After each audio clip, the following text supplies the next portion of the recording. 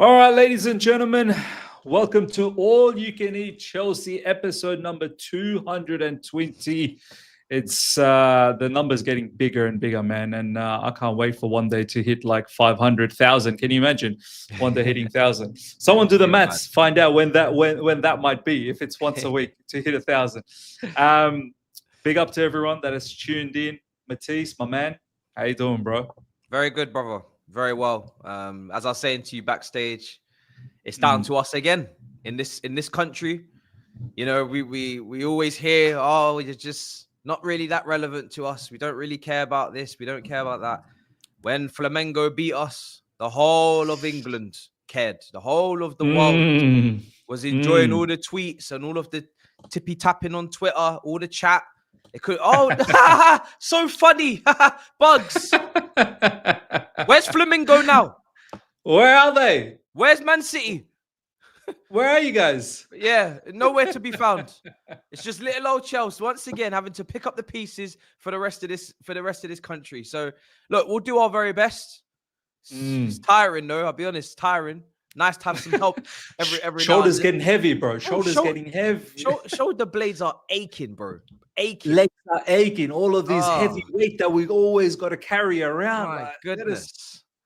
Just don't get a break around here. Do you know what I mean? So no, I'm buzzing. I'm I'm looking forward to Palmeiras because obviously Esteval and that's gonna be, and obviously there's no Caicedo, so we have to see what we're gonna do there. But that's gonna be very interesting. Yeah, shit. I completely forgot about that. No Caicedo. That's a big miss, man. But Esteval, bro, Matisse, Esteval, you better know who your daddy is, Esteval.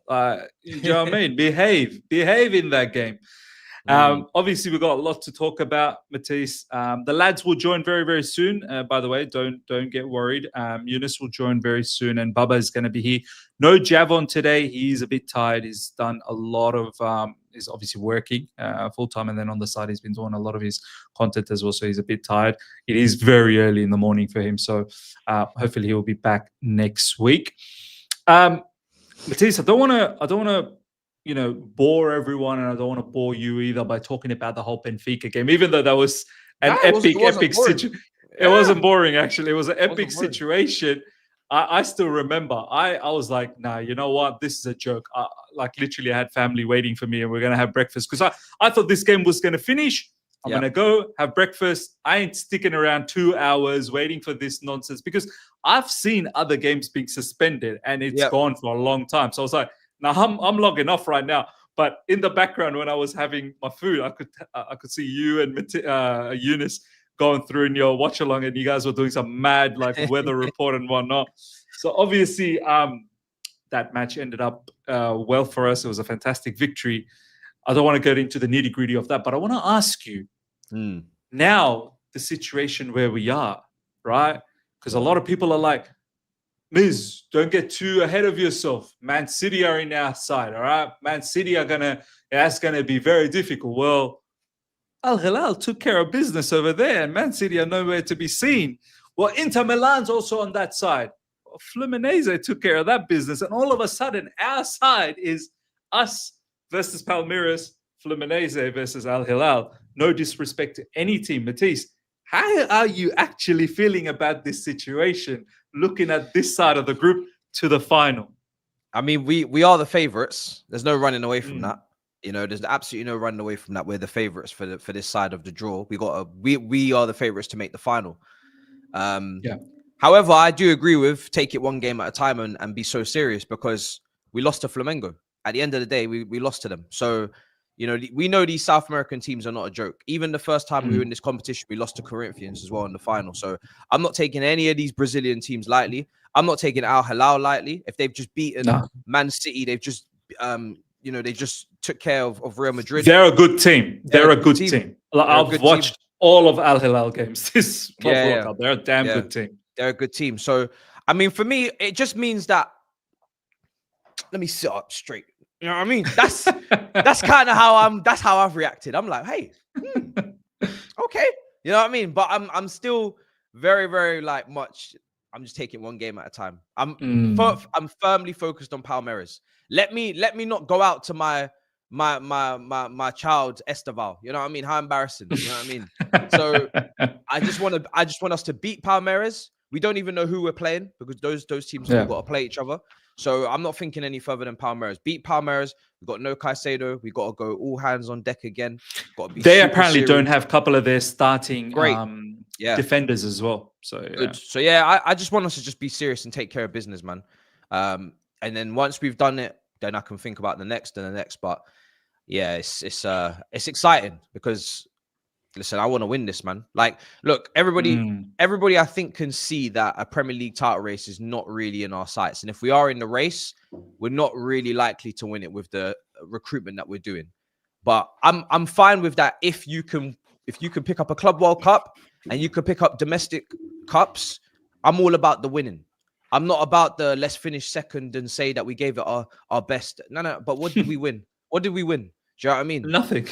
Okay, so let's focus on what we can win because I'm all about the winning. For me, second versus fourth, it's just points. I'm only interested in the points. But can we win as many trophies as possible in this space of Conference League up until the end of May? Yeah. Premier League's not really on the cards because we didn't get the big hitters that would really give us the feeling of, oh yeah, let's go and get it done. Champions League is an absolute lottery. That's one game at a time. FA Cup, Carabao Cup, and now Club World Cup. If we can bag 2 out of those 3, preferably the gold trophy and the FA Cup, I'll be a happy excellent. Boy. I'll be happy. Excellent. Do you know what? Before I get to Baba and we're obviously introducing big, but Matisse, a lot of people have been saying, "Oh, this is not so important." I've seen some important emotions this week, bro. I've seen Pep Guardiola lose his mind after the full-time whistle, after the extra time. They were very much interested and vested, emotions in that game. I've seen other clubs that's been eliminated this Club World Cup so far. Inter Milan, their players were absolutely devastated, being knocked out by Fluminense. I've seen Levi Colwell come out post Benfica game saying, "Yeah, we need to win. This is what's expected now. We're there to win. We wanted to go against Benfica, and the expectation was to win. That's the expectation. We're winners now. We're winners." I love that. Matisse, as I said before I go to Baba, don't dare tell me no one that this isn't important. Do not ever tell me this competition is not important. Is that how you feel as well? Yeah, I mean, obviously with the way that the South American teams have kind of come out of the group stages flying and the money that's on the line, now the Saudi side as well, you're seeing like, of course it's important. Like it's the first version of the Club World Cup. And the Club World Cup has always been something that the South American teams take seriously. And now we have, because the Saudis have come in and spent the money a lot better than China did and have shown that they can stand the test of time a bit more. Now we've got an extra, continent to kind of take into consideration. And hopefully, Oceanic and hopefully African continent and hopefully, North American and MLS. Hopefully especially African. Yeah. Especially African. I want these guys to get stronger. I'm glad that they're getting the money because I want them to get stronger. And I want the next version of this competition. I want to see Sundowns knock out Real Madrid. I want to see LAFC knock out PSG. I want to see these things because it's entertaining. So yeah, for me, bro, it's as important as you make it in terms of as a team. If you take it seriously, it's going to get more serious as it goes on because now it's getting serious. Like now, the time for rotation or experiments. Yeah, I like the fact that he's changing formation. I like the fact he's using players that in positions that we weren't expecting. But at the same time, it's getting serious now. I'm getting to a point now where this ain't a joke anymore. So you don't need to win the games. Bro, for me, it's definitely not a joke, bro. I'm so keenly watching everything. I know Eunice is, I know Baba is. I'm going to go to Baba. But first of all, Baba, big up to you. Can you let us know what that T-shirt is all about? Because live chat's going mad. What do you have there written, bro? Explain. So, this is what Messi told Weghorst after that World Cup quarterfinal. What are you looking at, fool? Shit. Mera bobo, if you guys remember. So one of my friends who has his football merchandise thing, he got a T-shirt made out of it. Shout out to Tackle From Behind. So does he do worldwide? No, only in India, Oh, unfortunately. Send So some he to sent me us, this. brothers. I'll get something definitely arranged. But yeah, how have you been, bros? What's up? Bro, it's been good. It's been All Club World Cup. It's obviously now things are getting tasty. Round of quarterfinals are upon us. Big up Eunice, brother. How you doing, man? I'm good. Big up to all of you. Big up to the chat. Hope all is well. Yeah, I'm good, man. I'm good. This tournament's going crazy now, isn't it? I mean, we got all sorts happening. We got Saudi teams going far. We got weather reports. We've got this is non-stop, man. Bro, Eunice, you did some mad stuff, and it's clips everywhere. I was having my breakfast with my family, and I was literally seeing Eunice doing live weather report up. But that might be something down the track for you, like that might be like a side gig. It could be, yeah, some sort of side quest. I might have to, if I get approached of, might need you to do the weather. Bro, I have to. You were serious. You were not joking. You were serious, looking at the patterns, where the wind was coming from, how. How's the cyclone? But I'm like, is this guy? He's well trained for this. Actually, he knows what he's talking about. That's what I was tuning in as well. I was asking him what's going on every 10 minutes. He's giving me updates. He's saying, "Oh, I've got bad news for you. So 30-minute delay coming up soon. Lightning bolt is about 15 minutes away." I said, "Eunice, are you sure it's not a rainbow?" I said, "Yeah, it's definitely a lightning bolt." PYS tweets 2 minutes later, 30-minute delay. Eunice spot on. I'm like, bloody hell. But Eunice was ahead of everyone. Eunice's live report was. They were actually looking at his report and then tweeting. Ben Jacobs said that. But Eunice said that, not Ben Jacobs. Actually, no, legit. We were getting the scoop before people were making it official. And I was like, this is amazing. This is fantastic. I mean, well, it's not amazing. I'd rather watch football. But the stream ended up being iconic. And it's like even Matisse was on the call with me at the time. Even as soon as I got off the phone, because he decided to go and do a review at 1-0. We went, people in the chat were saying, yeah, call George, because he was at the stadium. And I called him. I'm giving him updates. Like they're at the stadium and they didn't know what was going on. I'm like, don't worry, mate. I got you covered. You got a storm coming in 10 minutes. Bro, next time there's... telling Charlotte when the lightning is going to strike. Yeah. Amazing. It was amazing. It's mad. Baba, let's get to you first up, bro. Matisse was just saying how he feels about maybe he can smell it like the Rock. If you smell what Chelsea is cooking, I mean, are you at a position where the final is no disrespect to other teams, one bit. We've lost to Flamengo and Al Hilal. We see what they've done. Fluminense are no joke. They've beaten Inter Milan. These teams are difficult. Palmeiras will be a challenge as well. But do you now smell what the Chelsea is cooking? See, definitely, if there was a chance of us reaching the final, this is it. Like this is the most golden opportunity presented to you by FIFA to make a mark on the competition. I feel. See, I was one of those people, to be honest, who took it as a pre-season friendly tournament. I was not at all thrilled by this because I was not very hopeful of our chances, to be honest, in this competition. But now that we have made it to the last 8, now it becomes a big trophy for me. I am shameless. I am a hypocrite, and I am a hypocrite, and I have no. Man's like all along. Yeah, no, this is just a Mickey Mouse. No. Oh, we're in the last 8. Yeah, no, this is a big thing. Last 8 and no Man City on our side of the bracket. You know what I mean, right? So I was so scared of Man City. I'm scared of these South American teams because we can fancy our chances against Palmeiras and whoever wins against, if we reach the semi-final, if it's a big if still, because we need to do our job against Palmeiras. And without Caicedo is not playing that game. So it is going to be a difficult game for us. But come on, man. It's so close. You win a couple of games against oppositions which you would have fancied even before the tournament. Like if a couple of those teams were in your group, you would be like, we can definitely beat them. So losing against Flamengo was a masterclass indeed.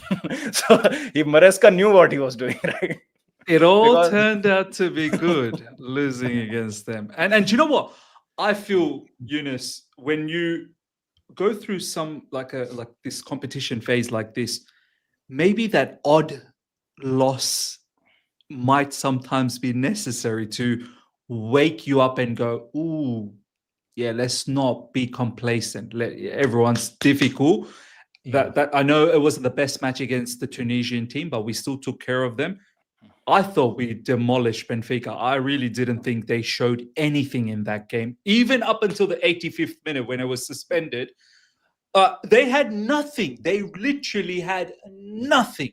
And then after that, they got a very dubious, well, it's all in the letter of the law, but it was a penalty, stupid law. But after that, the resilience that we showed as well. Are you at a position where now, Eunice, you're thinking, yeah, hopefully now the lads as well, the players that are playing, they are starting to feel some of the emotions that the fans are starting to feel, that, yeah, maybe we can just smell this now. And it's full throttle focus on the trophy. It's like, quickly, it's like to Benfica. It's like, one sec. Hey, it's nothing. He says he knows you. he says, hey, Benfica, they know you. But listen, ironically, that Benfica game, for me, was our best performing game. Right? Because obviously the other games, and like LAFC, it's LAFC, but we got the result, went well. Tunis, we got the result, went well. Flamengo, we lost. Flamengo losing that game has become a blessing in disguise, but at the time, it's not something that we wanted. Why? Because there was always a chance, and what was meant to happen was if we finished second, we would end up playing Bayern Munich, and we didn't want that, but we end up playing Benfica. So even things out of our control because of that result came in our favor. Yeah. It's all just aligned really, really well. And now Flamengo are back in Brazil, so admin. I mean, as Matisse Flamengo's are dead. Yeah. I loved it, by the way, Matisse. Big up to you, because I wanted to do something like that, but then I got busy with work. I got at least one of our brothers is giving it to Flamengo because they were showing the big for what? Wait, you're Flamengo, bro. You got flamed. It was deserved. Yeah, They must have thought that I didn't see the tweets that were deleted from them. Like, I saw everything that they were putting out, and then they tried to retract. I just wish our club dunked on them a little bit more, but maybe, I don't know, maybe we're waiting to see if we win it. No, to be fair, the Chelsea admin, I think, did say at the very end, put it out perfectly. Yeah. Now that admin is actually really, really good at their job. Whoever it is, I don't know who it is, but they're fantastic. Admin's good. Admin's good. London Blues in the quarterfinal or something, isn't it? They put London Blues in the quarterfinal. I'm just like, yeah, subtle but nice. Yeah. I should have fucking retweeted that. let me just go retweet that right now. Man's gonna retweet like 7 days later. I don't care. But having that loss initially is it's worked itself out. And it's you don't want to lose games, but sometimes they work in your favor, and sometimes you can't ask for 100% record in a tournament. There's been big teams that have gone on to win tournaments that have lost their first game against minnows. Argentina against Saudi. We remember what happened there. Technically, Saudi are the only team that beat the world champions. I mean, that's mad, but that's what happens. So that's something that's worked in our favor. What I will say now is that now we played Benfica in those circumstances. We actually had our best performing game with the system that we all wanted to see. It was a lot more direct, a lot more balanced. There wasn't too much of inversion. Everyone was kind of in their role, except up until at the end when the subs were made, and then we just had to, try and claw out something to get the result. But even that worked out in the end. We now have a chance too, and I have to say this, Miz, so far, what you said could happen is starting to align. So I got to be fair and say, so far, well done to you, because it's looking like now everyone's starting to go, you know what? We might actually win this whole thing. You never know. I said it well before it even started getting tasty. I said it I was like, do you know what? I just see a little bit of difference in our players and their attitude and their mindset. And I'm like, and it's a competition. Anything's possible. I saw our group. We should be going through. Yeah, we had a hiccup, and then everything all started to fall into place. I'm like, yeah, we could go all the way. We can go all the way. But Tiz, just quickly before we start talking about Palmeiras, Eunice mentioned something really interesting, and I think it'll be a nice conversation to have with the live chat as well. Matisse, Eunice mentioned about a change of formation, and we talked about this at halftime when we were chatting against Benfica. And you were saying to me, "Oh shit, I didn't even notice that." I was like, "Yeah, I noticed something different in that game. Like proper three at the back, wing backs on the ball. This is on the ball, not off the ball. On the ball, wing backs, 2 midfielders, 2 inside forwards, and the striker." We see a lot of news that has happened this week as well. 9 attacking options, this, that, the other. Are we looking to maybe deviate away from what we were doing last season to something a little bit more different, which is more suited to the players that we are acquiring in the transfer window right now, and the kind of players that we're linked with as well kind of fits that mold? Are you feeling maybe there's something of a change that is slowly making an evolution, basically? Yeah, I mean, he's in he's going into his second season. So when you have a manager for more than 6 months, which is not something that we're used to at this club, and you get a little bit of stability. I can't remember the last time a manager was going into their second season, probably since Tuchel, to be honest. And now maybe they've nailed down the style that he wants. Now he can start to say, right, the style now. So now we're just going to be tweaking the formation.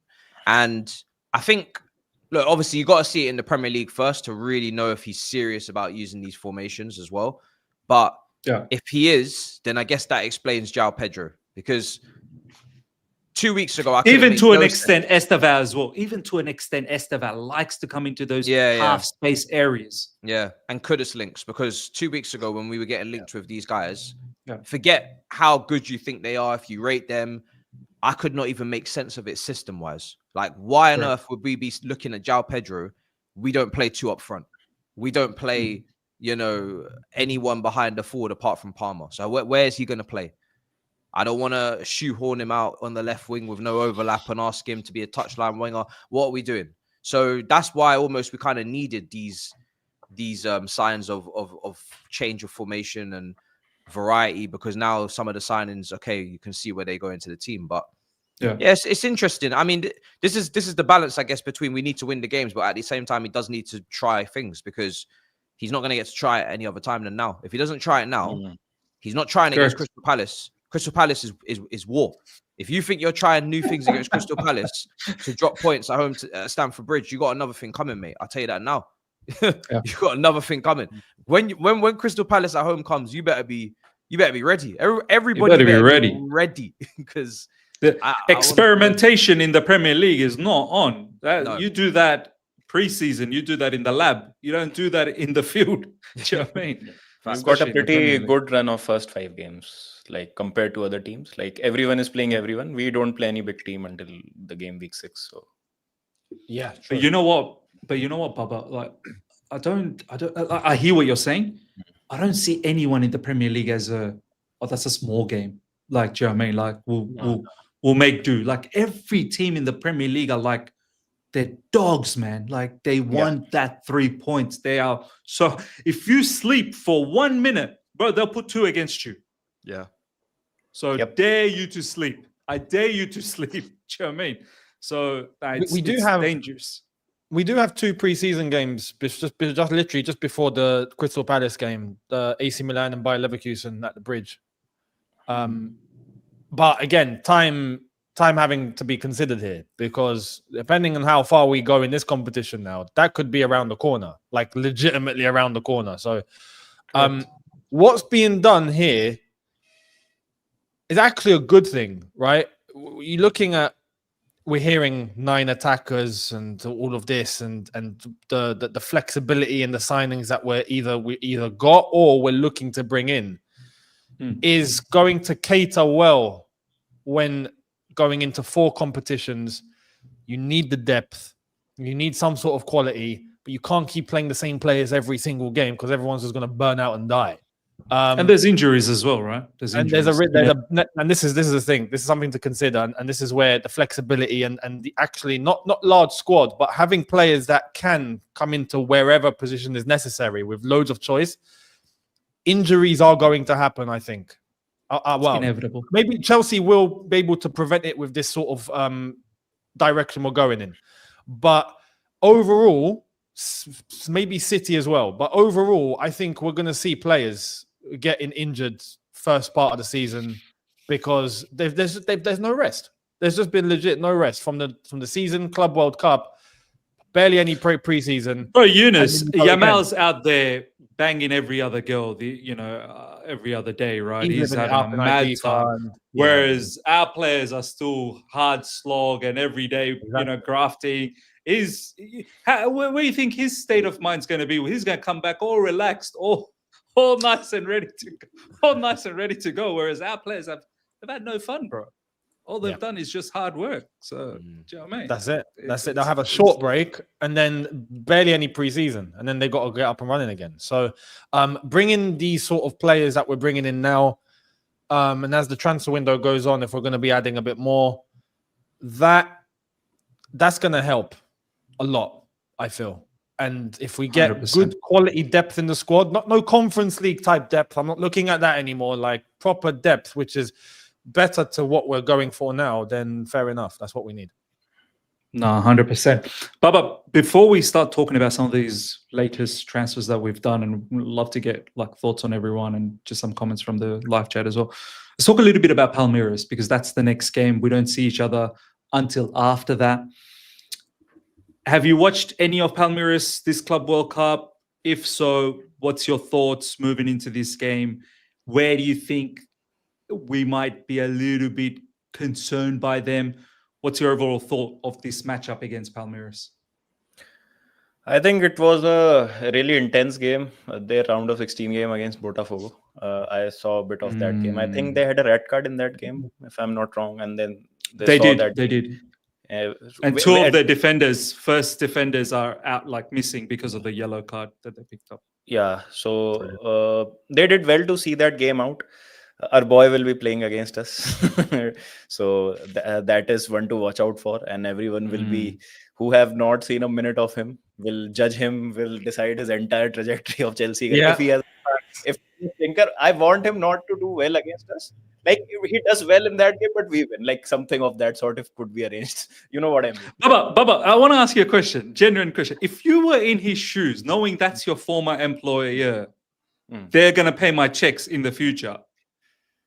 I've got no tie. I know I've got a boyhood fandom with Palmeiras. They've raised me. And how would you...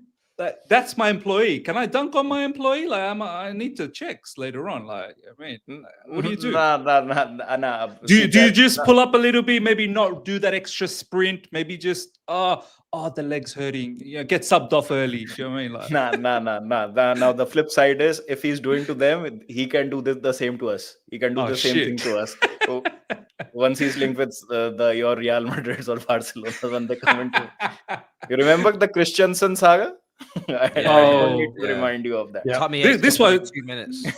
So this is why we got him on a 8-year contract. No, we've got him tied down for a long time. I want him to do well. I want us to get tested also, and let's see what this brother is all about, because he will be playing against a Premier League team.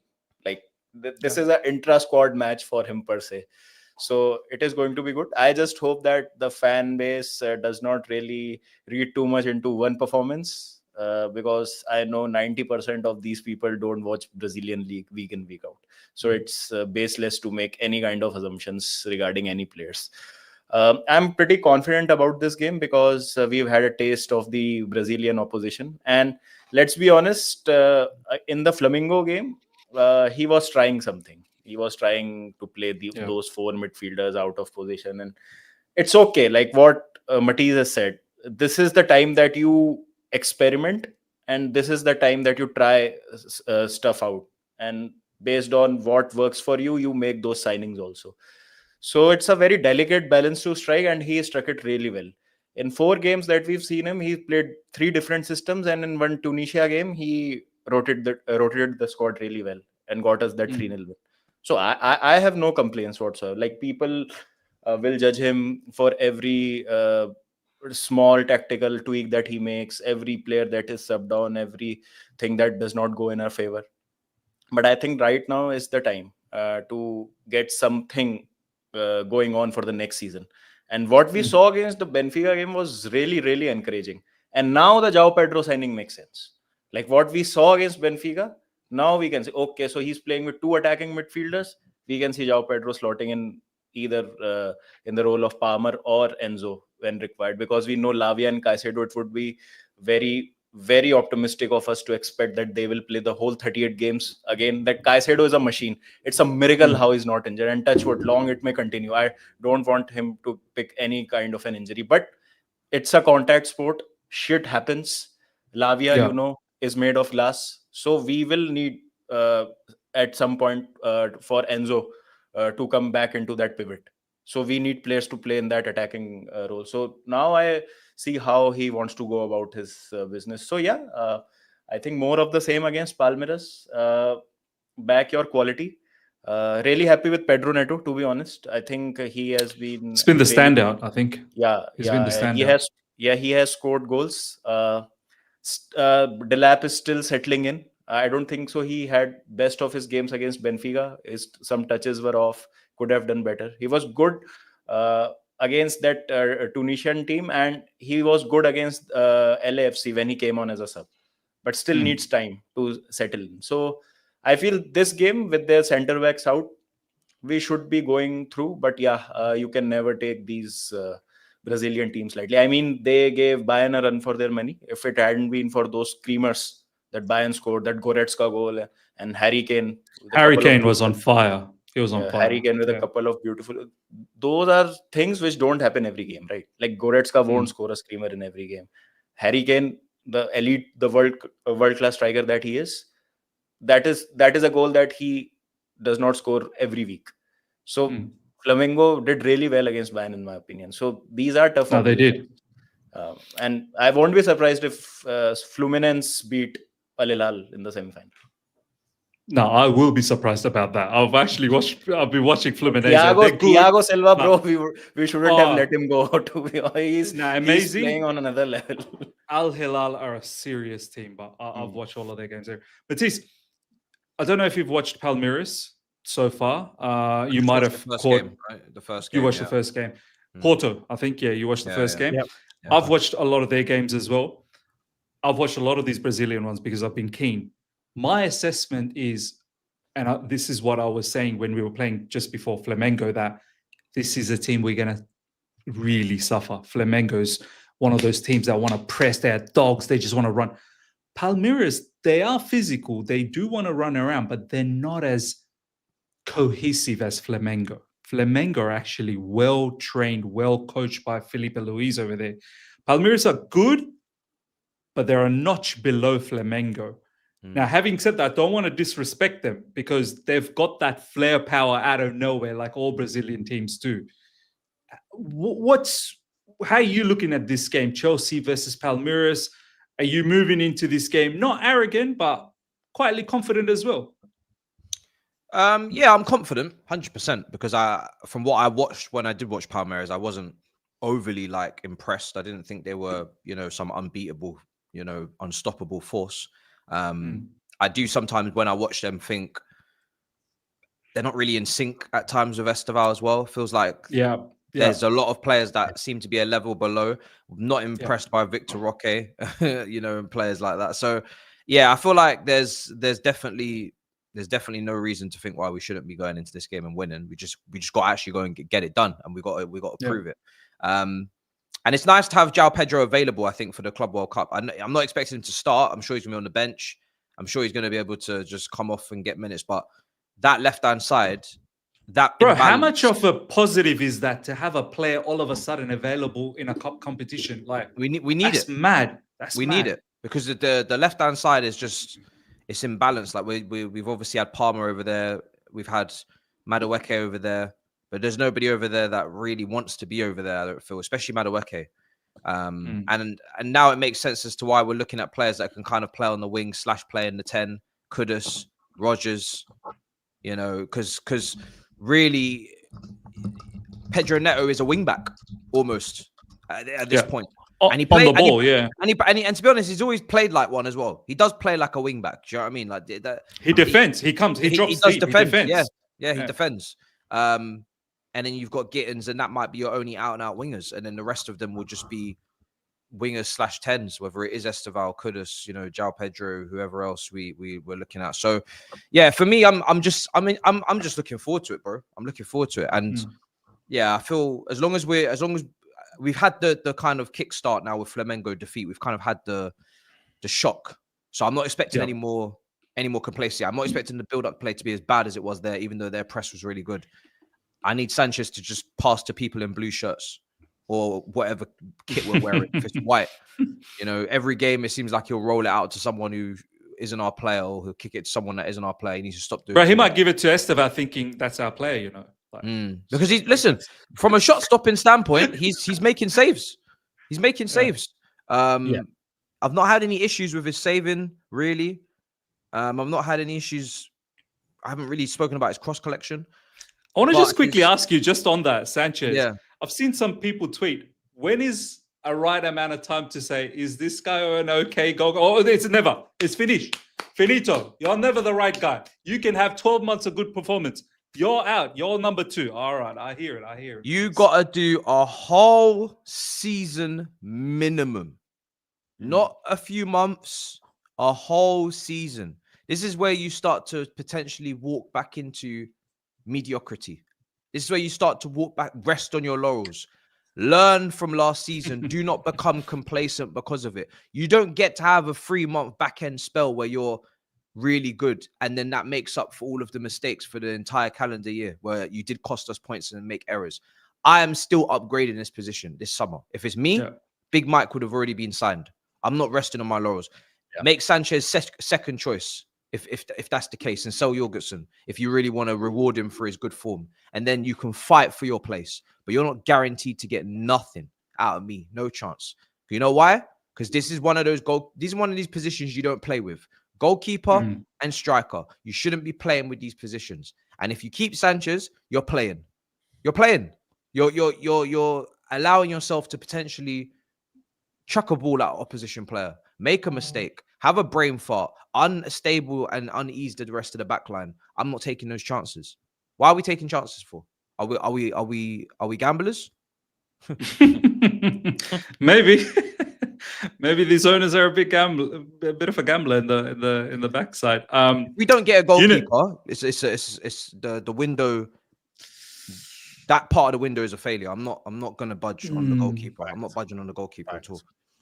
Could be that we might not. That's the issue. There's a whole heap of talk about attackers. Yunus, before we talk about transfers, I do want to ask you about this game. I don't want to ask you the same sort of repeated question to others. How much of a miss is Caicedo going to be in that midfield? Yes, Palmeiras are not at the same caliber as Flamengo, but they're still a Brazilian team who are going to put their best effort. But Caicedo, who's been such a superstar for us, how much of that miss going to be? Are you worried about or concerned at all about that? Normally, I'd say yes. I think we'll be all right. Depending on if Lavia is there. If Lavia is there, I think we'll be fine. And I only say this because Palmeiras have their own restrictions. And I don't feel like... Do you think that could be a play? I see. Now I don't want to start this. No, please, no. Listen, there's enough. Shit. There's enough there. There's enough there to compensate for no Caicedo. Yeah, there's Lavia that can step in alongside Enzo. It's like nothing happened. Yeah, or even Lavia, Enzo, or if you want to go Lavia and Santos and Enzo. We played a very, very good midfield system against Benfica where we had all three on the pitch at the same time. Used free. Yeah, and that was so balanced because even then it allowed Cucurella didn't have to invert into midfield. He would invert to go up top all the way next to the lap. And that's cool with me. That's great because you're an added option. He has enough to track back, and he was tracking back, and he was doing his defensive work. Reece James, because of that, didn't have to bomb forward as much from time to time did, but it was never cutting inside and being a, midfielder as well. Listen, there's enough there to be able to work without having to bring a fullback into midfield. There's enough. So based on if Lavia is available, right? He should be, because there's been 7 days off, or 6 days off since the last. Yeah, in terms of the way that everyone has managed, I mean, they only returned to training yesterday. I'm glad they got a really good time off. Yeah. Good. I hope they take it light. Maybe today they have a really big session. Tomorrow, take it light, and then Friday match day. I would go down that sort of track. But it's like some of the comments were saying that Lavia wasn't in training. I don't know if that's just, because of a cause, or if it's just one session he's missing. I don't know. That's probably managing his workload. Do you know what I mean? Like maybe that's the thing. We don't know. So as long as he's available for the game, yeah, I would play Lavia, and I think we will be okay, because Palmeiras, like I've said, have their own restrictions. They've got players that they're going to be missing. Don't forget, they went to extra time too against Botafogo. So it's not like they've got an advantage here. They've gone down similar. Well, not as extreme as us, because we had to cool down for 2 hours and then warm up again. That's just hell. Correct. But they went to extra time. And I feel like this is why I'm quietly confident. As good as the Brazilian teams are, technically, right? I feel like Palmeiras, out of all the Brazilian teams, I think Flamengo tactically are probably better suited than Palmeiras. Palmeiras looked a little... I watched them against Al Ahly when they beat them 2-0. I watched the whole game. We done the watch long on that. And then I watched parts of their game against Inter Miami where they drew 2-2. And it seems like as more as the competition goes on, the more exposed they start to get. It's like they're beginning to crack structurally. And if their players, I mean, they've got a couple missing, on top of the added fact here that the longer that this tournament goes on, the more that they're going to break down physically. I don't think they're going to be able to just withstand the entire competition physically, especially now coming up against the Premier League side. And we're tired, don't get me wrong. We've got loopholes in our squad that they can take advantage of, but I don't think they've got enough to be able to take advantage of that. So I'm quietly confident about this game. I think we'll get past Palmeiras. I agree with you guys as well. I think I'm quietly confident. I'm very well aware of what Brazilian teams can do out of nowhere, RKO out of nowhere. I know that, but I think with Palmeiras is not the same sort of feeling I had against Flamengo. I genuinely still expected us to beat Flamengo, but I knew they were going to pose a mad threat. All right, enough of all of that. Can I just ask one favor? One favor from this manager. I don't want to see Gusto in the team. I'm sorry. Me too. A lot of people are saying that in the live chat. That I apologize, but when you've got Reece James, you've got Josh Achampong, you've got Santos, and even now Isigo, brother, Isigo. Is that a new player, brother? You're at this point now. If you still play him, I don't even care if it's handball or not. It's handball on the letter of the law. Maybe it's natural body position composition, but I'm sorry. Now God is striking him down. At this point, he can't do nothing right. Even if it's not his fault, it's still his fault. You know what I'm saying? Are we over? Put that, bro. No, I'm not over. I just want a timeout from Gusto for my own mental health and sanity. I want a timeout.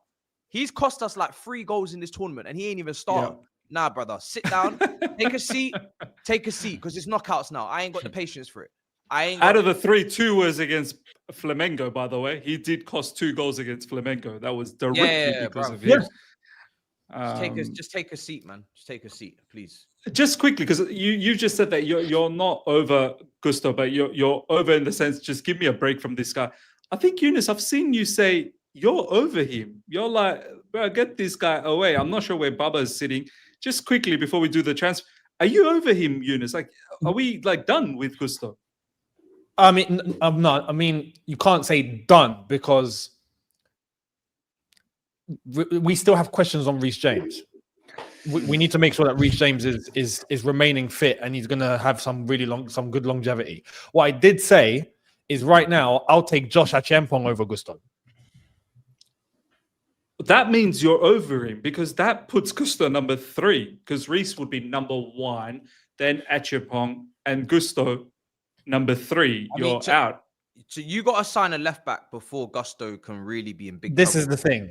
So for me, it's just you're just relegated to like I wouldn't advocate to just sell Gusto, but I'm sorry, right now I'm putting Josh ahead of him. And so you're low in the pecking order. Yeah.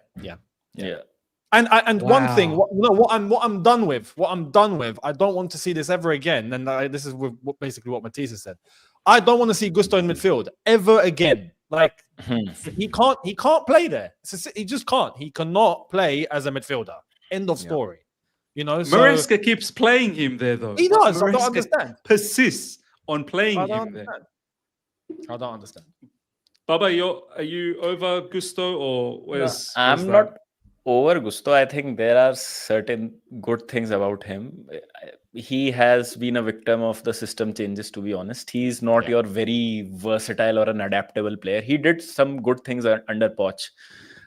It's a classic. He was really good under Poch. He was really good. I thought he was really good. It's a classic Marcos Alonso situation with Gusto. He was really good as a wingback.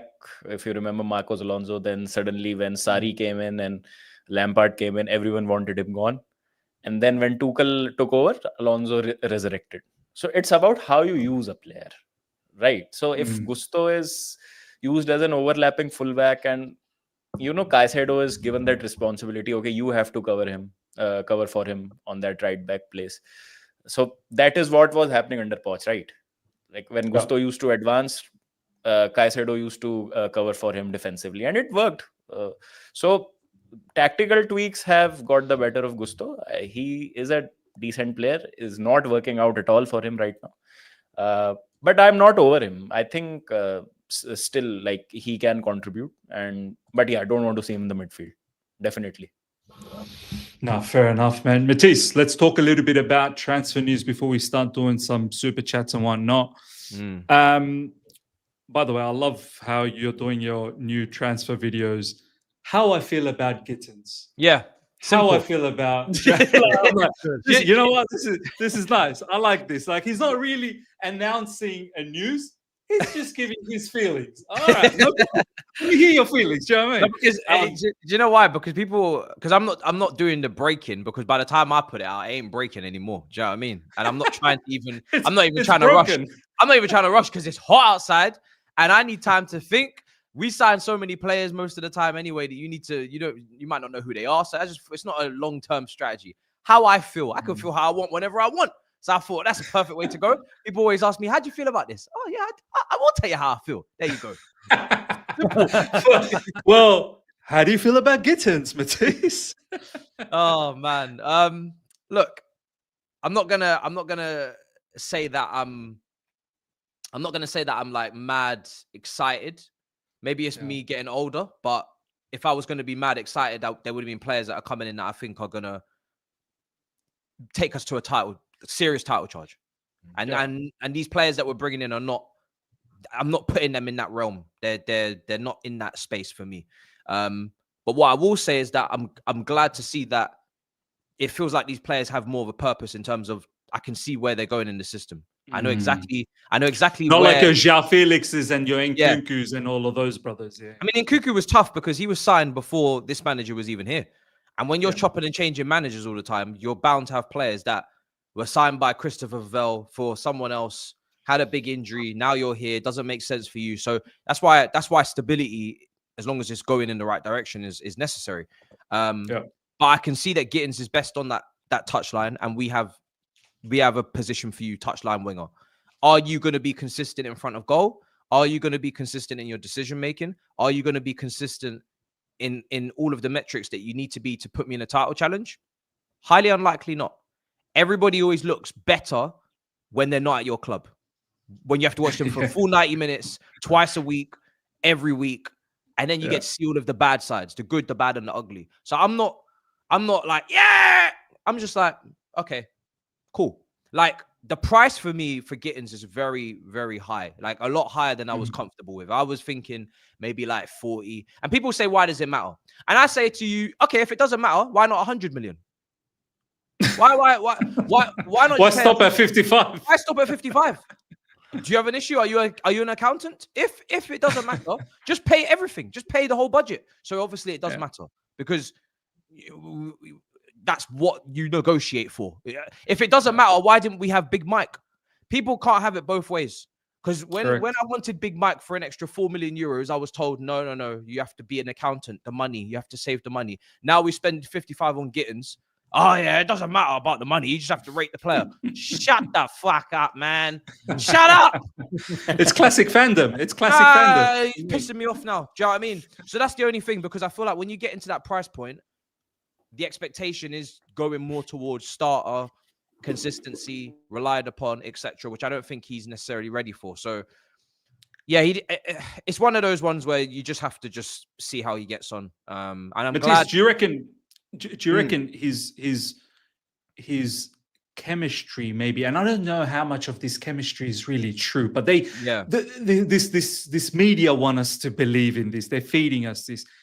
How much do you reckon it matters the fact that maybe once upon a time he played with the Delapes and the Cole Palmers, and he might have knew Maresca once upon a time, Joe Shields? Like, hope. Does all of that matter? Like, does that have some value? Maybe he could click.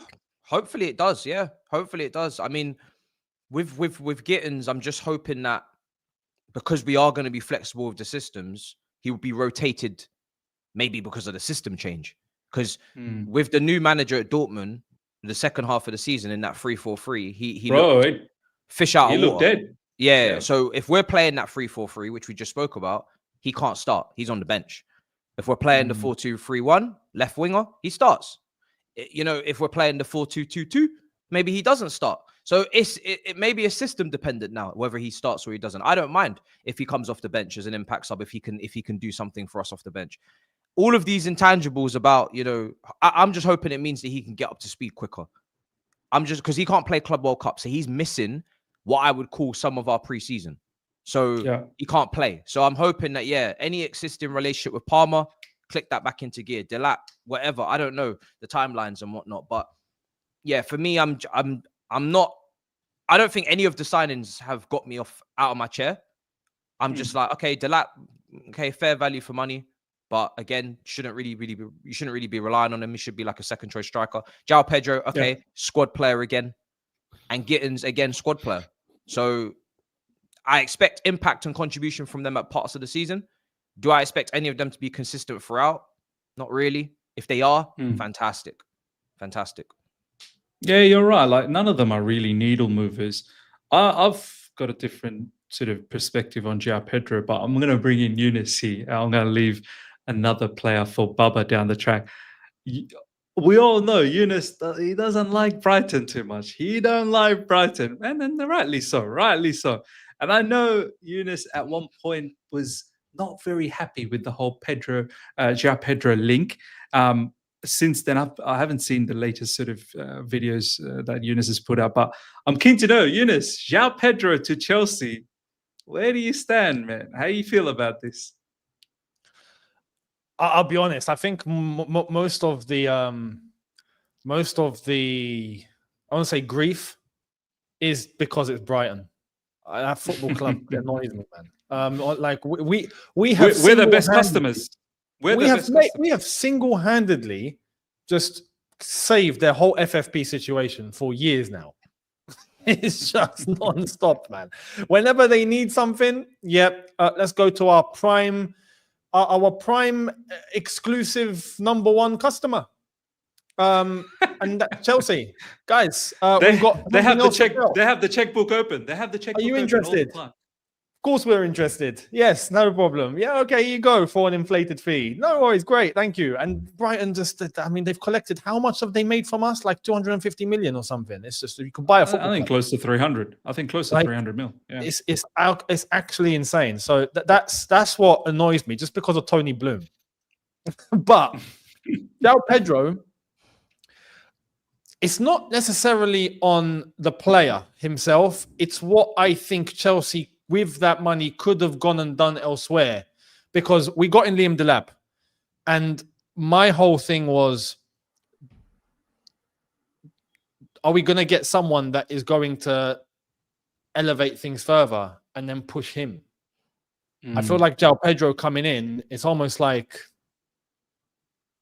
in the squad, it's a similar level, you know? So it's, again, we go back to what we spoke about earlier. Change of systems, flexibility, and all of this. João Pedro, to be fair, is quite a versatile player. You know, we know he's a centre forward, but he's not a traditional centre forward. He's someone that can come in and play as an inside forward. He can play on the flanks if he has to. He can play a little deeper as he is a little bit more flexible. He's a floater. He's a floater. Exactly. He floats. Yeah. Although he is a centre forward, but not in your traditional sense. And I think that is what made Chelsea go and get him. Unlike Liam Delap, completely different profile. Liam Delap, number 9, done, right? I thought if you go and get another striker that's going to be a little higher, probably be a number 1, where Delap can play a supporting role, that is the best way to go. Chelsea have gone down the route of, no, we need someone that can be flexible and cover many positions. And we know that's the case even for the wingers. We're going for Kudus, apparently, isn't it? Kudus is someone that we know can play basically anywhere. It's this whole flexibility and looking like what we spoke about earlier, change of system. So I get the logic. João Pedro as a player, I genuinely don't know how it's going to be. Like, we've seen some bright sparks from him. We've also seen some moments of lack of discipline. His temperament is an issue. Yeah, we've seen games where even as a centre forward, he's doing similar things to what we've seen and we've complained about in Nico Jackson, or so it's a case of how is he going to fit in this team with this manager around these teammates. The one good thing that we know is that he is bold. He's Brazilian. He does bring a bit of technicality here, which is great. I just hope that he can use his head, he can be composed, and he can not dive himself or throw himself into situations that he can't get himself out of, or does some stupid mistakes. That's all I'm hoping for, and that's where my doubts were. Like, with that money spent, could it have been spent better elsewhere? That's where he was nowhere near my pecking order of, I'll go for João Pedro. We'll see, though, because the one thing that I did notice, and this kind of shocked me, because from a Chelsea standpoint, we look at what we need and what we can get, and we all have our opinions. And as a fan base, I feel like we all are on a relative sort of thinking level, right? But when you look elsewhere and you look at all these other clubs, the fans of other clubs, everyone's gone, oh my God, Chelsea got João Pedro. I can't believe it. Oh, flipping no, they got João Pedro. I'm like, what? Okay. Brighton fans are like, oh man, we've let go of João Pedro, even though they just keep making money from us. But if they're a bit like, upset or not happy that they've let go of João Pedro, I'm like, so everyone is actually rating this move, except maybe us or a portion of us. I feel like they've still got transfer signing syndrome. A lot of these other clubs, because they don't make as many signings as us. Exactly. I'm worn out with the amount of signings we've made under this ownership. We've made so many signings, so many new players have come in. I don't get the dopamine anymore. I'm not interested in the dopamine. No, I just want players to come in. You're numb to it. You're numb to it. I'm just interested in players coming in that are going to make the team better, so we can start winning some trophies. The real dopamine now is trophies, not signings. So all these other fan bases are, oh my God, they're doing business. We're not doing business. So they're automatically, any business for them is good business, because they want any business to be done. They don't get enough business. We, on the other hand, get so much business that the business was almost scaring me. You know what I mean? The more business you do, the more scared I get. So I'm not interested in doing any business. Just do the business that needs to be done. That's the key. And look, I think it's a very kind of like, it's one of those windows for me that it's either make or break for each director that's kind of got their signings through the door. I feel like if Gittins and Delap work, Joe Shields gets points for that. You know what I mean? If they don't work, it's you might be in some trouble. Same with Win Stanley, because all of these players, like, they're all very like, almost take the price away profile wise. They're all kind of like sensible. They're all like, okay, they should work in the Prem. There's more athleticism. There's more strength. They're technically still sound. We can see goal contributions, but it's not too many goal contributions. So like, everything seems like it's ticking some boxes, but there's still some boxes unticked. So it's very interesting, but they're not okay. Yeah, not great. it's gradual improvement. It's not like boom. It's like just hopefully. Yeah, it's not something that's. Sorry, Eunice, go, bro. No, sorry. This is where the doubt is, or is why, because of the urgency. It's because of the situation we're in, because we're heading into fourth season now with this ownership. We're back in Champions League football. We don't want doubts. We want certainty. Do you know what I mean? That we're ready to go into next season, and we can throw ourselves into a league campaign. We can win the league. We can go far in the Champions League. We can maintain that level and not think, you know what? There's a chance we might actually fall off again. And I feel like at the moment these signings have put us in a situation where we're just kind of just waiting for the Premier League season to start and just see what happens, because we just don't know what's going to happen. It might blow up. It might be really good. It might just be a catastrophe. But the thing is, it cannot be a catastrophe. We're in a position where this cannot fail. And I feel like these signings doesn't put a lot of confidence into the fan base. But not to write it off completely. It might work, but it's a lot of might and ifs and buts and maybes. What's helping for me is that Rodrigo's not moved. Barcola's not moved. Nico Williams, everybody knows where he wants to go. Osimhen's not moved. Gyökeres is not moved. The Fantastic Five, none of them have moved. So I don't know where these lot are going, if they're not even going at all. Seems like Barcola wants to stay at PSG. Seems like Rodrigo wants to stay at Madrid and just play out bench boy, because he just doesn't seem to have an appetite to kick on. He's just so infatuated with that club. Osimhen, no one can seem to sort him out and his camp. Gyökeres, there's been doubts over, it seems, how good he actually is, especially aerially. So my way of judging the business was always as well in line with what others have done. Now, obviously, Cherki's come in, Florian Wirtz has come in, but we were never getting these players. So it doesn't really bother me too much, because Florian Wirtz was never happening. It's just, we're not there. And Cherki, look, we know off the ball is so key, and Maresca's just not going to have someone that doesn't move off the ball. And then Leao as well, if I didn't mention him. So the competition is what we're up against, and whatever they do versus what we do is probably going to be how we finish in this league. So hopefully none of those big juggernauts come to this league, or those big profile players come to this league, and then maybe things look a bit better for us as well. 100%, man. Before I go to Baba about the final link, just quickly, a couple of things. Cherki, Matisse, I watched him against Al Hilal. The boy is really now good. He's working off the ball. He's tracking, he's defending, he's getting into duels. I'm like, I don't think I saw that for Lyon. So you got to do that for Pep Guardiola, or else, Premier League is just a ruthless league. João Pedro, by the way, just quickly, my thoughts on it. After Chelsea, I probably watch Brighton the most. After Chelsea, some people might start saying I'm his undercover Brighton fan. I'm not, but I actually enjoy watching them. They're nice to watch, and as a football club, they run for where they are. They run very nicely. They always seem to pick up all of this money. Always seem to replace seamlessly. Always seems to have a manager that plays with the flamboyant style that they play. On João Pedro, because I've watched a lot of Brighton, he's actually a decent player. Better than decent player. Not only can fit in many different positions, but I think he understands, especially when a club wants to hold the ball a lot, what it means, what space you need to occupy if a club wants to predominantly hold the ball and open up the opposition who wants to sit in a little bit. Because Brighton, they've now earned a little bit of respect across everyone in the Premier League, even though sometimes they get thumped. Not too many teams want to open up against Brighton because they're very good at absolutely smashing you, right? If you open up with them. So they stay a bit compact, and João Pedro is good at that, working in those tight spaces. So I don't mind this. Yeah, the price is what it is. Maybe we could have done... It's not a needle mover, definitely not a needle mover, but I don't think it's all bad, João Pedro. That's just my opinion on it.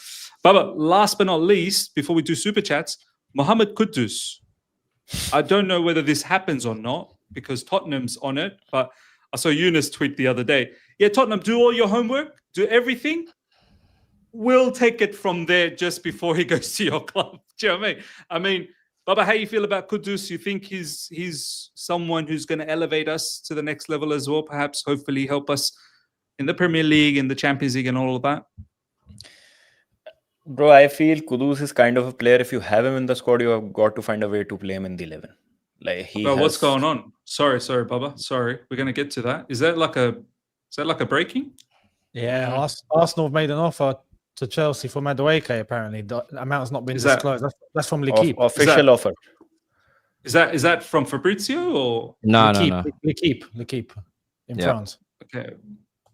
What would they know about backup for Saka? Backup for Saka, and he can also play through the left, so they don't have really anyone else apart from Trossard. If they're getting him for the left, I'm very happy about that, because that means they're not getting Rodrigo. So sometimes it's nice to lay your rivals up with something that's not as appetizing. Like if you feed them, that means they can't get a Michelin star meal because you can poison them. So for me, I love it. If you're playing Madueke off the left and competition for Martinelli, let's talk business. How much you wanna pay? Because that means you're not getting someone that I think is gonna really rip it on the left. So this article that was just put out on L'Equipe, I've got it here. It says that Arsenal have they've made a move for Eze. They're going in for Eze, and they've put in a bid for Madueke. Okay. I just wonder how much L'Equipe really knows about if it's not a French player. This is my thing. I mentioned this yesterday. What do you know about? Like, what have L'Equipe got to do? I mean, they were talking about Gyökeres and Arsenal, and I'm like, but what do you know? What L'Equipe got to do here? Yeah, like, like there's nothing in France, but L'Equipe cannot be written off. They get a lot of things right, especially with the when it's French related, they smash it. The Mike Mignon one, they were bang on the money. Yeah, they were bang on the money. Yeah. So I mean, we'll see, because with L'Equipe, sometimes when it's not in France, you never know. It can be true, it can be exaggerated, but yeah, we'll see what happens. Well, Baba, now it's actually perfect. Going to the point, looks like there could be a move for Madueke. Now it changes Mohamed Kudus to Spurs or Chelsea? Like, pick one. I don't know, bro. Even if it's the change of the system, it's still overkill in my opinion. We always overbuy players. I don't want to say anything negative about this situation, because whatever the ownership is trying to do is working in some sense. We are in the Champions League, we won the Conference League, we are in the last 8 of the Club World Cup with a very good chance of making it to the semi-finals. So it's working in some capacity, whatever they are trying to do. Then what happens to Quenda, who is again a player with a lot of potential, who is due to join you in 2026 after the World Cup next season? What happens to Quenda? What happens to Candy Paez if he has a breakthrough season? Like, for example, Andre Santos had a breakthrough season with Strasbourg this season, right? I'm hearing is... So, see, now that... I'm hearing is cha-ching. Yeah, so that creates... pickle for you, like who to keep, who to let go of. So Kudus, yeah, he's a phenomenal. I like Kudus. I really wanted Kudus at one point in time, like when we were searching for that left-sided player. So I was like, if Kudus were here, like even when we play West Ham, Kudus is the one who is doing everything for them. Correct. So he's a kind of player. I was saying that if you have him in the squad, you have to find a way to play him in the 11. Otherwise, he's one of those Nkunku type of characters. If he's not happy, he'll leave next season. If you don't get enough minutes, I'm gonna create an interview. And plus, if we sign anyone this season, we have to remember this is the World Cup year. Every player wants minutes under their belt so that they can have a chance to get selected for their team for the World Cup. Is Ghana in the World Cup? I don't know, but I assume Ghana are a really good team, and they will be. Yeah, and with the expanded World Cup, they have to be. Like if even after like 6 or 7 African teams and still Ghana is not there, then that's quite surprising. But I feel Nigeria might miss out. Still, even after 9 teams, Nigeria might miss out. Wow, that's mad. Yeah. That's mad. Don't tell me Burkina Faso will be playing and Nigeria will miss out. Maybe. Yeah. Maybe. Yeah, that's really mad. So I Ghana's like not in AFCON. I had no idea. Yeah, Ghana have missed out AFCON, but they're top of their group in the World Cup qualifying, so that's fine. Nigeria's struggling. How can a whole Ghana miss out on AFCON? Mate,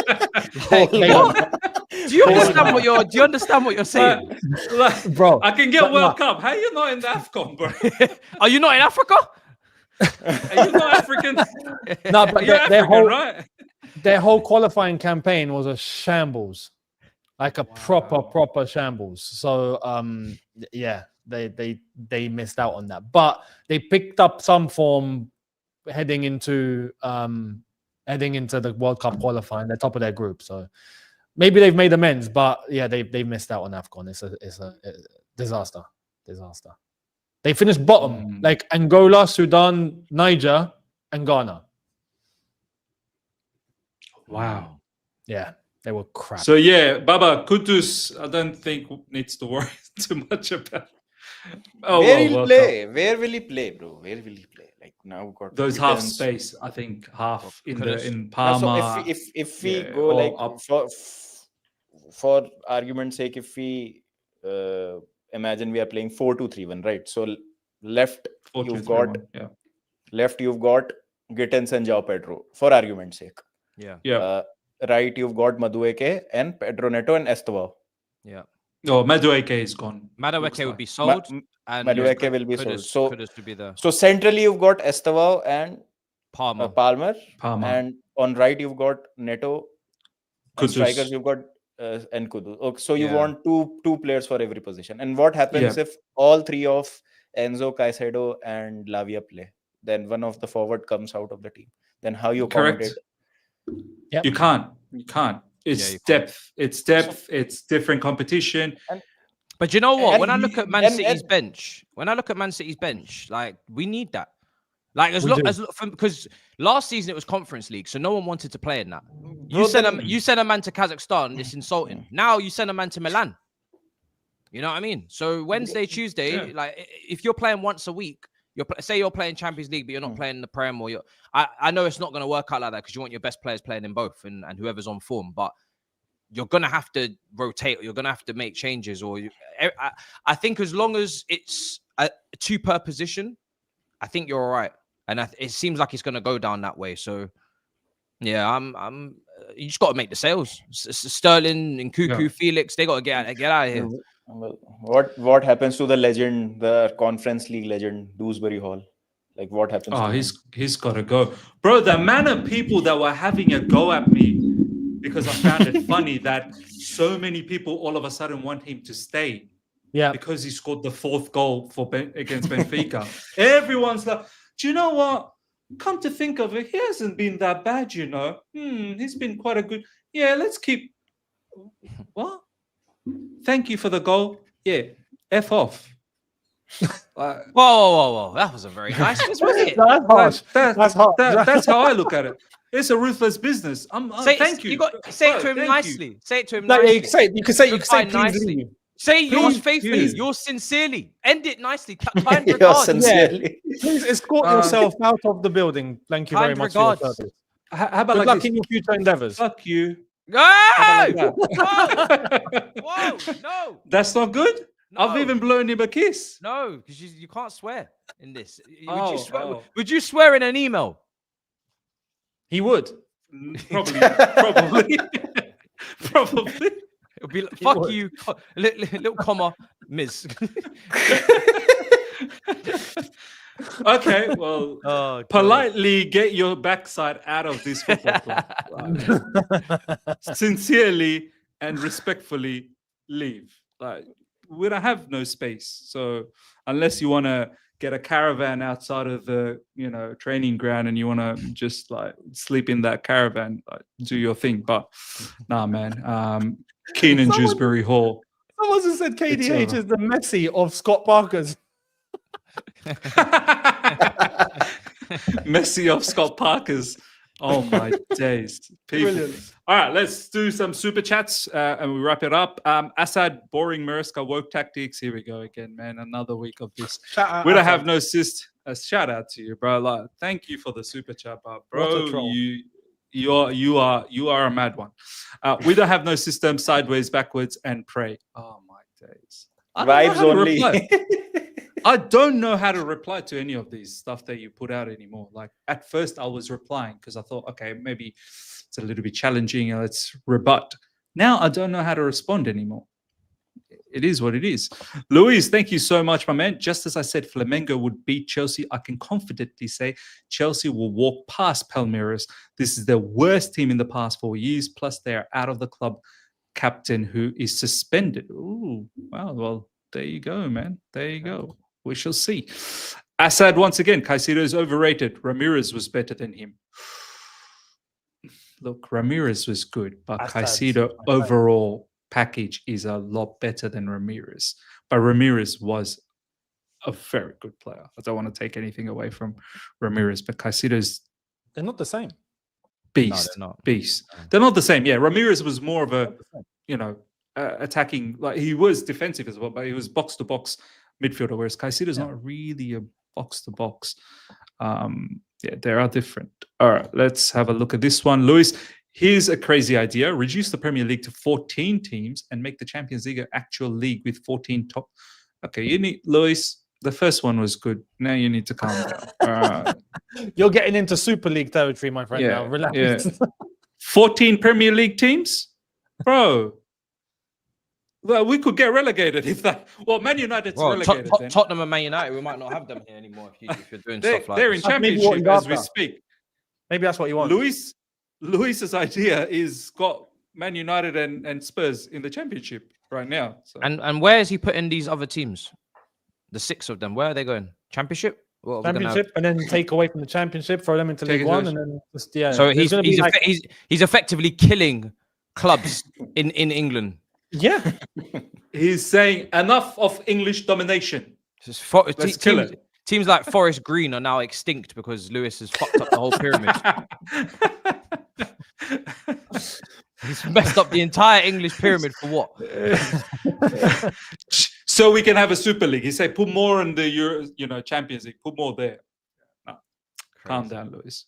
Thank you for the super chat, by the way. Elliot, thanks, my man. About doubts on Palmer, LCM, we lacked quality right wing. So to overlap Cuckoo as left wing back is genius. But Enzo, people forget Cuckoo started left wing at Barca and left wing back at Brighton. Yeah, 100%. Like, he can. The beauty about Cucurella is he's another very versatile player. Like Cucurella, the amount of time he gets into the box and he's shooting and he's scoring headers, and then he's defending on the left side, and then he's in the midfield a second later building up play. This guy is when you talk about, this footballer has lack of footballing IQ, Cucurella is the other opposite. He's got a lot of footballing IQ, like abundance of it. Incredible player. All right, next one. Luis is back again. Thoughts on who will be our first 11 starters as of next season, Delap or Pedro? I think it'll be Delap. Pedro. Delap will be starting. Yeah, Pedro will. I think Pedro will play, but he might play from the left. But I think Delap will play. Yeah, I've seen many times, well, not that many times, but there's been instances where Welbeck and João Pedro has started together. Yeah. And that's worked out. Yeah, that's worked out nice for Brighton at times. Deepak, thank you, my man. The winner will get 1 billion. We should go for Isak. No, do you guys see Jackson leaving? Yes. I do. 50-50. And it's just come out like Eduardo Burgos saying Atletico Madrid are looking at Madueke, and they're looking at, hang on, is it them as well? No, he said Nicholas Jackson will almost certainly leave Chelsea this summer. Okay. I can't see how Madueke fits Atletico Madrid. His off the ball is not good, and Simeone he needs off the ball work rate a lot. So Madueke, I could see Jackson maybe to Atletico Madrid because Jackson works hard off the ball. Sometimes he delivers the people's elbow as well. Alvarez, Sorloth, a couple of strikers there. Yeah. Do they really need it? They probably don't. All right, lads, we're gonna wrap it up. Live chat, we're gonna wrap it up. Before we do, Matisse, brother, any more? How am I feeling about anyone? There will be how am I feeling on Eze if he does go to Arsenal. Oh shit! If Mudryk goes to Arsenal, there will be more how am I feelings. But he's in his feelings. Yeah, I'm He's just waiting. feeling it, bro. I'm just seeing which when the deals get done. Really, I'm just seeing when the deals get done. But by the way, just quickly, Matisse, because you know Turkish very well. 29 seconds for Kepa. How many seconds do you think for Madueke if it happens? Many more seconds. Many more. More they can believe. More they can believe. Yeah. Especially if they're paying us like 55, 60. More they can believe. Yeah. Mate, Proper video. Not a mad? short, not a reel, a video. No, Matisse, do you know how is he feeling on that? Because I've seen the amount of, I mean, the Chelsea fans that have been a little bit kind of split if we should sell or not. Arsenal fans are ready for a meltdown. It's love for the love. It's love for the love. It's love for the love. He's on holiday in Cyprus at the moment, so I don't really know if he's feeling anything. He might just be purposefully ignoring it. But look, that's very good cover for Saka. Very good depth. But on the left, if that is what the plan is, then I'm not moved. Well, they'll get Eze. They're going for Eze. Actually, that's a good signing. I think they're going. That's a good signing. Eze would be a very good He signing. suits them brilliantly. Yeah. They need a bit of that creativity to help out with Saka and just to take some burden away from. And Eze is a player that can shoot off shots from anywhere, pretty much. That would be a good signing. I just hope someone can come in and swoop Eze off them. Do you know what I mean? Like Crystal Palace surely can't make it that easy for them. Surely Palace doesn't make it that easy. Money's money for them. Depends how much they're going to be getting, man. Money's money. For Palace especially, they could do with that. But no, Eze, Matisse might relate here. Eze is like, when you think of Arsenal, he is the stereotype of an Arsenal footballer. Like even in how he plays, like that winger, fast. That is a proper Arsenal. That's a Guna. Yeah, so he would fit. You're right. You're actually right, bro. Baba, we got some cricket stream coming up because I know the test match is on. I'm surprised that you're here. You've betrayed your Indian team, bro. I have my eyes on the game, bro. Oh, you do? So you're cheating on us. That's what you're doing. I have my what you got coming up, bro? So the coverage of the second test match against England, it's underway. India have started really well. So let's hope for an India win. We need to level the series. And more on the Club World Cup on the football channel. And hopefully we talk about the semi-finals next time we are on here. Nice. Any production-based sort of thing coming up with Club World Cup, like the way you did the Euros last time? Not the Club World Cup, but trying to get something together for the season. All right. Look at you, bro. Look at you. Yunus talks football. People are saying Yunus talks weather. We need it or else we'd be lost what the weather is going to look like down the track. Is that in the horizon? Do you know what I mean? No pun intended. Sunny spells. This guy, bro. The next game is at 2 a.m. UK time. Bro. There can be no messing about with the lightning bolts, Yunus. Oh no! I don't want to see any weather radars on Saturday. Where is it? Philadelphia. I'm not even sure. Philadelphia, isn't it? I don't know. Think so? Maybe. Yeah.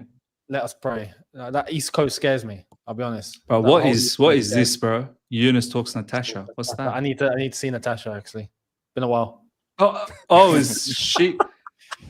Is she like a weather report girl or something? No, far from it. Far from it. Am I missing something? What is have you seen me play Football Life Simulator? No.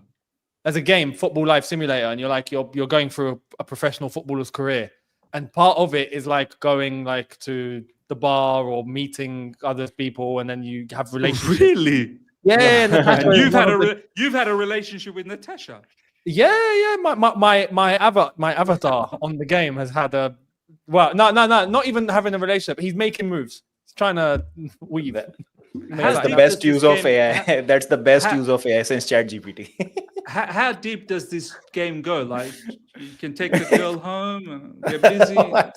I tried that in episode 2. I'm gonna try again episode 3. He said we should take it slow. I'm like, all right, cool, we'll take it slow. Tell me more about the game offline. Maybe I need to play that game. Probably, yeah. You know, be a footballer. Life as a footballer is actually quite great. What you got coming up, bro? Yunus, talk to me. Well, finally, that's the second channel stuff. So, yeah, that's that. But subscribe. The main the football channel is honestly just keeping up to date with what is going on. All the news and the transfers and everything. I'll give my thoughts on. On top of that, the watch along is going to be done. Yeah, 5 a.m. start my time. So I'll be getting up for that one, I reckon, and that'll be now you know. Yeah, it's got to be done, bro. So if there's any weather antics, I am refreshed, ready to go. I got the whole day to do it if we have to. So yeah, I'll be there.